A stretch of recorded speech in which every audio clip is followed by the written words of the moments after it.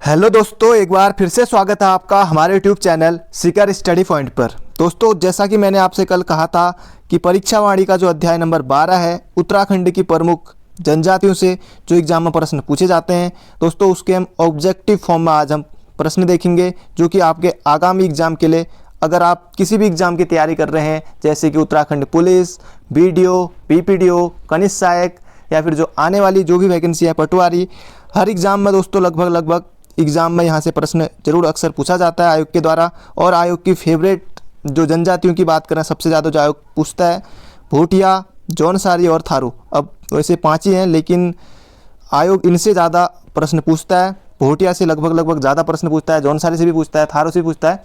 वैसे पूछने को हर से पूछता है, लेकिन आपको सभी जनजातियाँ पढ़नी होंगी। तो चलिए दोस्तों शुरू करते हैं, वीडियो को अंत तक जरूर देखेगा।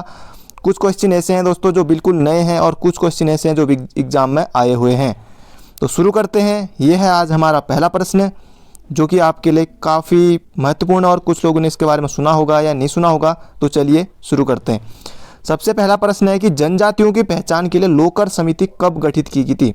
1956 में, 1965 में, 1967 में, या फिर ऑप्शन नंबर डी है इनमें से कोई नहीं। तो जनजातियों की पहचान के लिए लोकर समिति कब गठित की गई थी? तो इसका सही उत्तर ऑप्शन नंबर सी नहीं है, इसका सही उत्तर है ऑप्शन नंबर बी, 1965 में। 1965 में लोकर समिति का गठन हुआ था। केंद्र सरकार ने जनजातियों की पहचान के लिए किया था, यह आपको बिल्कुल याद रखना है।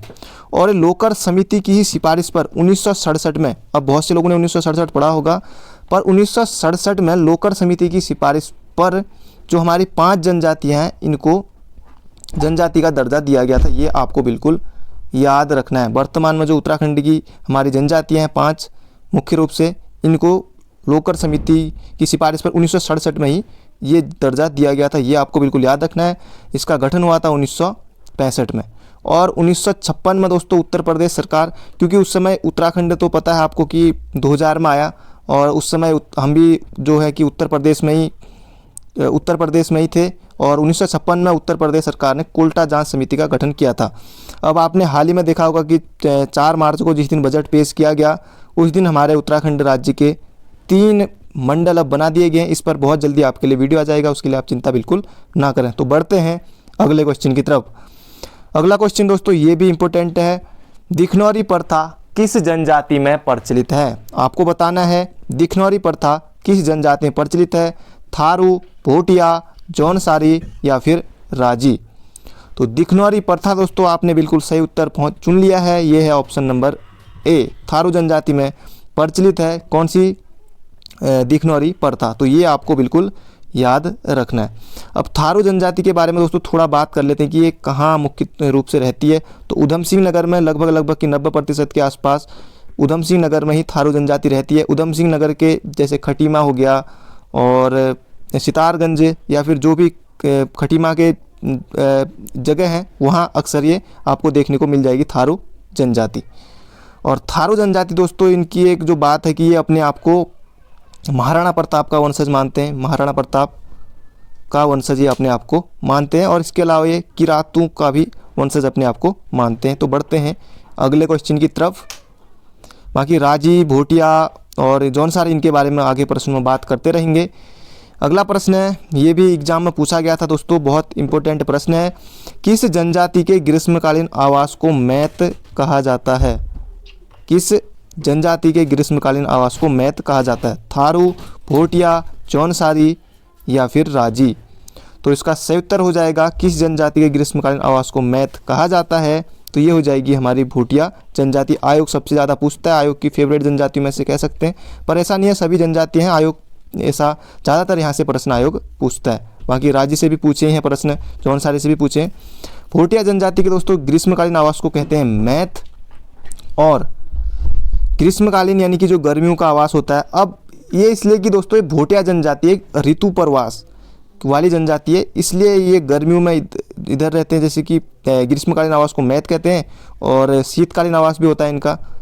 शीतकालीन आवास यानी कि ठंडियों के समय का जो आवास होता है, शीतकालीन आवास जो होता है वो होता है गुंडा या मुनसा। गुंडा या फिर मुनसा, आपको जो भी ऑप्शन में मिले आपको उस हिसाब से करना है, गुंडा या मुनसा। तो बढ़ते हैं अगले क्वेश्चन की तरफ। अगला क्वेश्चन भी इंपॉर्टेंट है, रिंग डांस किस जनजाति का नृत्य है? ये आपको बताना है, थारू, भोटिया, जौनसारी या फिर राजी। अब रिंग डांस, अब आपने उस समय जो गाना चलता था लुंगी डांस, लुंगी, खैर छोड़िए। और रिंग डांस किस जनजाति का प्रमुख नृत्य है? थारू, भोटिया, जौनसारी या फिर राजी। तो रिंग डांस हो जाएगा ऑप्शन नंबर डी, राजी जनजाति का ये नृत्य है। ये आपको बिल्कुल याद रखना है। और ये थड़िया नृत्य के ही लगभग समान है, इसे कह सकते हैं। अब थड़िया नृत्य दोस्तों ये होता है कहाँ?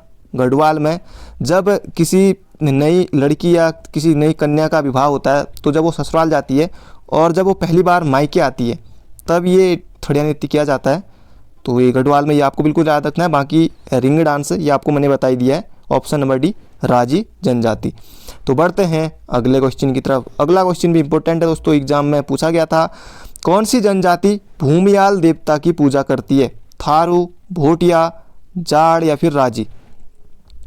अब दोस्तों ये जाड़ जो है ये भोटिया की ही उपजाति है, ये आपको बिल्कुल याद रखना है। एक प्रश्न तो आपका यही बन गया। बाकी राजी पिथौरागढ़ में, थारू उधमसिंह नगर में, भोटिया पिथौरागढ़, उत्तरकाशी, चमोली बहुत जगह पाई जाती है। कौन सी जनजाति भूमियाल देवता की पूजा करती है? तो भोटिया हो जाएगा इसका सही उत्तर। भौ से आपको याद रखना है, कुछ दिक्कत नहीं होगी, आप भोटिया आपको करना है बिल्कुल। भूमियाल देवता की पूजा करती है कौन सी जनजाति? भोटिया जनजाति। अब इनमें दोस्तों बहुत से देवता हैं जिनकी ये पूजा करते हैं। अगर एक बार तो भूमियाल आ गया, सिर्फ एक ही देवता का नाम लिया और सिर्फ एक ही देवता एग्जाम में पूछा गया। अगली बार क्या पता आ जाए कि पशुओं की रक्षा के लिए कौन सी जनजाति सिधुआ या विधवा की पूजा करती है। तो आपको याद रखना है, पशु की रक्षा के लिए करते हैं वैसे सिधुआ व विधवा जनजाति देवता हैं, इनकी पूजा ये लोग करते हैं। और खोए हुए पशु, अगर माना जंगल में पशु लगाए अगर खो गए हो तो साई देवता की वो पूजा करते हैं। बाकी जैसे पर्वतों की भी पूजा करते हैं, इसके अलावा हाथी पर्वत की भी पूजा करते हैं और कैलाश पर्वत की भी पूजा करते हैं, नंदा देवी की भी ये लोग पूजा करते हैं। कौन? भोटिया लोग। तो बढ़ते हैं अगले क्वेश्चन की तरफ। अगला क्वेश्चन इंपॉर्टेंट है, ये भी आप लोग परिचित होंगे इस क्वेश्चन से। हनोल किस जनजाति का मुख्य तीर्थ स्थल है? ये आपको बताना है, थारू, भोटिया, जौनसारी या फिर राजी। तो हनोल किस जनजाति का मुख्य तीर्थ स्थल है? तो आपने बिल्कुल सही उत्तर दिया, ऑप्शन नंबर सी हो जाएगा। जौनसारियों का ये मुख्य पवित्र तीर्थ स्थल कह सकते हैं इसको, तीर्थ स्थल है इनका जौनसारियों का, ये आपको बिल्कुल याद रखना है। इसके अलावा इनका जो कालसी में भी पवित्र स्थल है और लाखा मंडल में भी है, ये भी आपको बिल्कुल याद रखना है। और जौनसारी हनोल इनका जो हो जाएगा मुख्य तीर्थ स्थल हो जाएगा जौनसारी जनजाति का। और दोस्तों इनके जो मुख्य देवता हैं वो हैं महासू, ये भी आप याद रखिए। महासू ऐसे इनके जो शिव कहे जाते हैं महासू, और इनका प्रमुख त्यौहार है महासू देवता का, वो है जागड़ा। ये आपको बिल्कुल याद रखना है। बढ़ते हैं अगले क्वेश्चन की तरफ। अगला क्वेश्चन दोस्तों ये भी ग्राम पंचायत विकास अधिकारी के पेपर में सीधे सीधे पूछ लिया गया था। भोटिया जनजाति के लोकगीत हैं तुवेरा, बाजू, तिमली या फिर सभी। भोटिया जनजाति के लोकगीत हैं तुवेरा, बाजू, तिमली। तो ये हो जाएगा ऑप्शन नंबर डी, बिल्कुल सही हो जाएगा। ये भोटिया के ही हैं, ये बिल्कुल आपको याद रखना है। उपरोक्त सभी आपके सामने ऑप्शन रहेगा तो आपको भी सभी सही करना है। तुवेरा, वाजू, तिमली आप इसको जरूर याद कर लेना। तो बढ़ते हैं दोस्तों अगले क्वेश्चन की तरफ। अगला क्वेश्चन है बोक्सा जनजाति के त्यौहार हैं। अब यहाँ पर बोक्सा के आगे हैं और यहाँ पर आए थे लोकगीत और अब आगे हैं त्यौहार।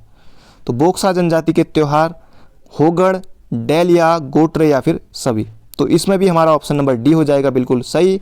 बोक्सा जनजाति के होगड़ हो जाएगा, डेलिया, गोटरे ये सभी हो जाएंगे। और बोक्सा जनजाति में दोस्तों ये इनमें जो है कि जादू टोना और तंत्र मंत्र भी इसमें इन जनजाति में बहुत चलता है, ये आपको बिल्कुल याद रखना। खैर ये तो एग्जाम में क्या पता एग्जाम में पूछ लेगी कि जनजाति में जादू टोना तंत्र मंत्र आदि का प्रचलन है, इस तरह से क्या पता बने। और बोक्सा जनजाति दोस्तों सबसे पहले ये वहाँ कहाँ रहे थे, ये जो बनबसा है, बनबसा बोक्सा, इसलिए बनबसा जो कि चंपावत जनपद में पड़ता है, फिर वहाँ से खटीमा लग जाता है यानी कि उधमसिंह नगर। और इनका एक त्यौहार है चैती, हाँ जो कि एग्जाम में पूछा गया था, चैती भी इनका एक प्रमुख त्यौहार है। और बाला सुंदरी जो कि काशीपुर में है, उनकी ये बोक्साओं की सबसे बड़ी देवी मानी जाती है बाला सुंदरी, ये आपको बिल्कुल याद रखना है। बढ़ते हैं अगले क्वेश्चन की तरफ। अगला क्वेश्चन दोस्तों 5 जनजातियाँ तो आपने बिल्कुल पढ़ी हैं कि जिनको 1967 में जो है कि जनजातियों का दर्जा दिया गया था। और अब एक जो अगली जनजाति हमारे यहाँ रहती है वो है राठी जनजाति। ये आपको बताने कि किस जनपद में इसका मुख्य निवास है। राठी जनजाति मुख्यतः किस जनपद में निवास करती है? पिथौरागढ़, पौड़ी, अल्मोड़ा या फिर उत्तरकाशी। तो राठी जनजाति हो जाएगा दोस्तों ये कहाँ? पौड़ी में। पौड़ी में। और राठी जनजाति पौड़ी के जो पर्वतीय क्षेत्र हैं वहाँ ये निवास करती है। और इनके लिए दोस्तों जो एक इम्पोर्टेंट प्रश्न है कि 2016 में राठ विकास प्राधिकरण का गठन किया गया था। इसे आप याद कर लेना क्योंकि ये एग्जाम में बन सकता है कि राठ विकास प्राधिकरण का गठन कब किया गया था, जो कि राठी जनजाति या राठ क्षेत्र के विकास के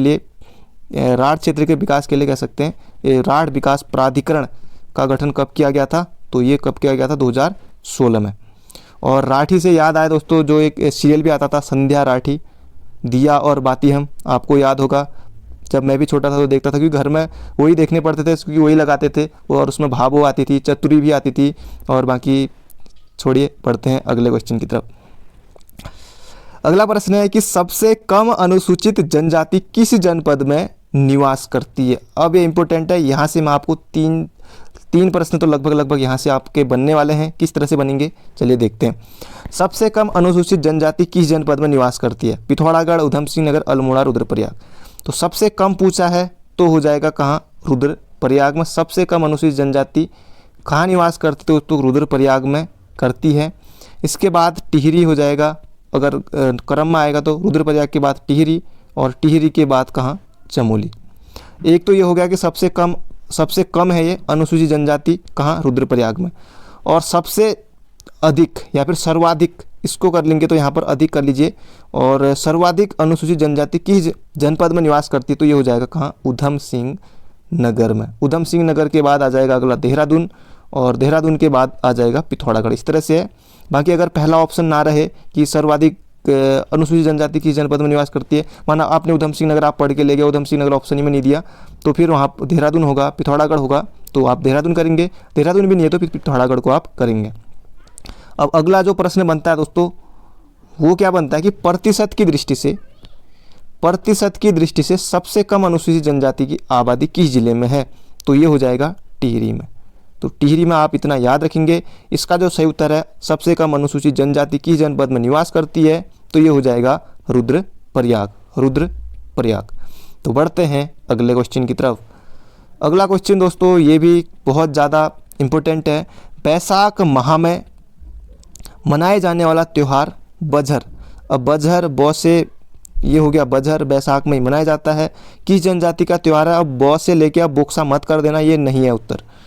बैसाख माह में मनाए जाने वाला त्यौहार बझर किस जनजाति का त्यौहार है? तो इसका सही उत्तर हो जाएगा दोस्तों थारू जनजाति का। थारू जनजाति जो कि बैसाख में मनाया जाता है बझर त्यौहार। और दिवाली को ये लोग शोक पर्व के रूप में मनाते हैं। होली ये मनाते हैं, होली पर खिचड़ी नृत्य भी करते हैं। और इनसे संबंधित बहुत सारे फैक्ट हैं दोस्तों। इसमें हमने देखे लगभग इतने प्रश्न हमने देख लिए हैं। बाकी इसके लिए इसका अगला पार्ट जरूर आएगा, क्योंकि जनजातियों से अक्सर प्रश्न एग्जाम में पूछे जाते हैं। तो इतना आपने जान लिया, और बहुत जल्दी इसका कुछ दिनों बाद इसका अगला पार्ट आ जाएगा। और कल को उत्तराखंड की अलग कुछ इंपॉर्टेंट क्वेश्चन आएंगे जो कि आपके आगामी एग्जाम के लिए महत्वपूर्ण होंगे। तो मिलेंगे कल एक नई वीडियो के साथ। थैंक यू, अपना ध्यान रखिएगा।